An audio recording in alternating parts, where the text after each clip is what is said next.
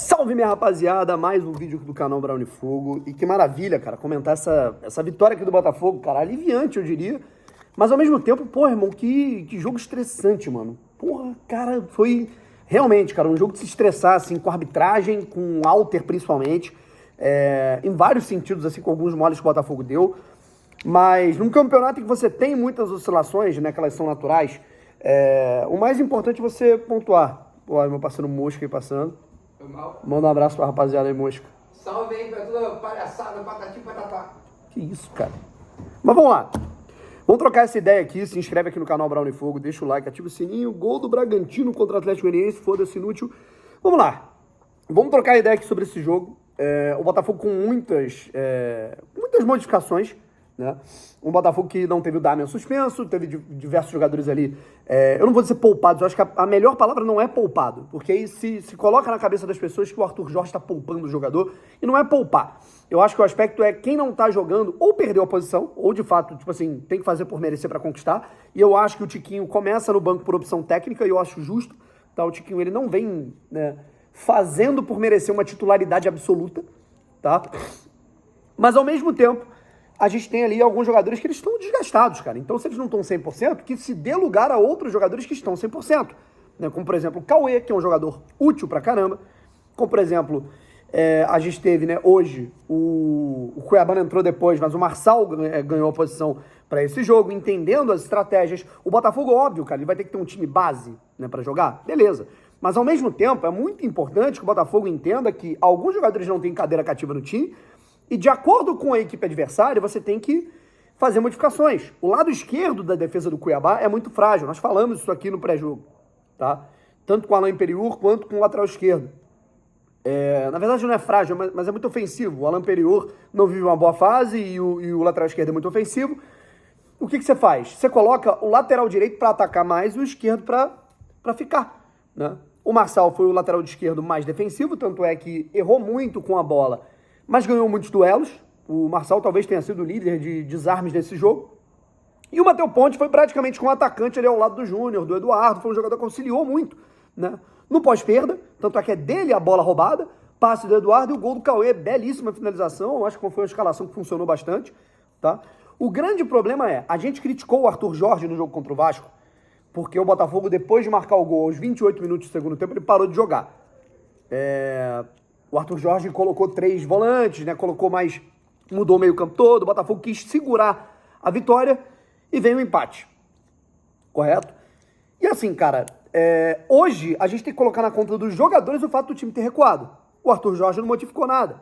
O Arthur Jorge estava o tempo inteiro na beira do campo irritado porque o Botafogo tinha que continuar jogando. E o Botafogo não queria jogar. Tudo bem que tava um calor do cacete, né? O Cuiabá tá acostumado a jogar nessas condições. O Botafogo não tá, né? Porra, tava 42 graus naquela porra, na sensação térmica.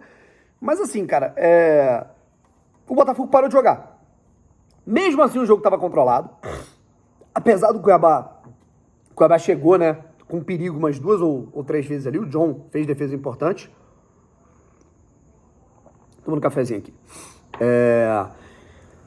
E aí tivemos o pênalti do Alter, que assim, irmão, aí, Alter, porra, me ajuda a te ajudar, meu parceiro.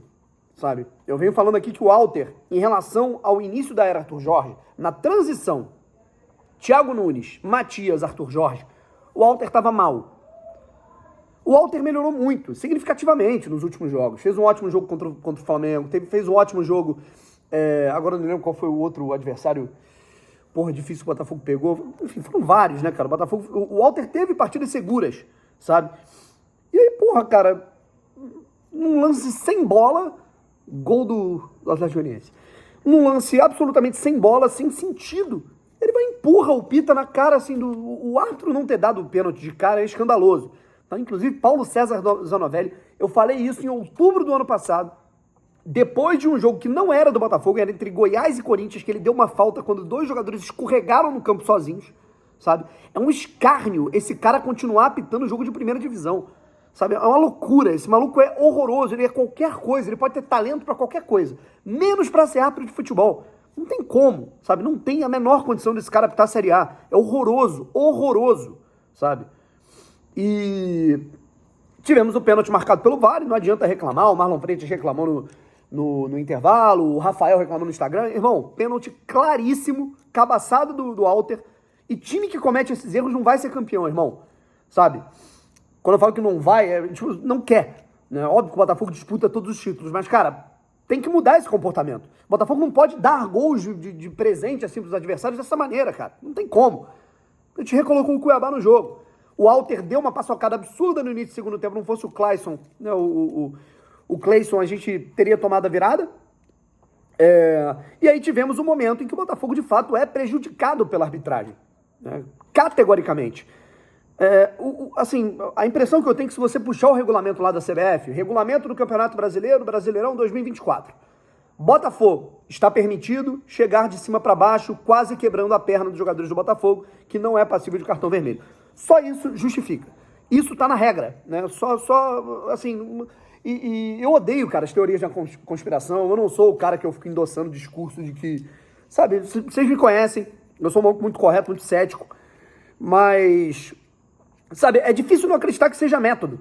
Eu não sei até que ponto o John Textor irritou alguém da CBF com as acusações.